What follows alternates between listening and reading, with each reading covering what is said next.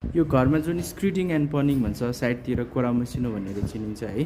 त्यो कोरा मसिनो गर्दाखेरि फर्स्टमा हामीले यो भर्याङको लेभल त्यो दिनुपर्छ, भर्याङको लेभल अनुसार अनि हामीले खुट्टाहरूमा यो कोरा मसिनोको काम गर्नुपर्छ है।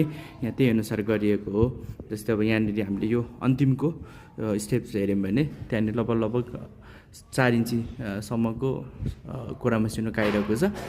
त्यही हिसाबले यहाँनिर हुँदै आउने हो। त्यसैले पहिला भर्याङको लेभल नाप्ने र लेभल अनुसार हामीले कोठाहरूमा यो कोरा मसिनो गर्ने हो। यदि त्यस्तो गरेनौँ भने भरे यो कोरा मसिनो भर्याङभन्दा तलमाथि हुन जान्छ अथवा अन्तिमको राइजर को साइज बराबर हुन जाँदैन है। त्यस्तै यो कोरा मसिनो गरिसकेपछि जसरी हामीले ढलानमा त्यो छेकेर पोखरी पानीको पोखरी बनाएर क्युरिङ गर्थ्यौँ होइन, त्यसरी नै यसलाई पनि छेकेर पानीको पोखरी बनाएर नि राख्नुपर्छ कम्तीमा पनि 1 हप्तासम्म है त।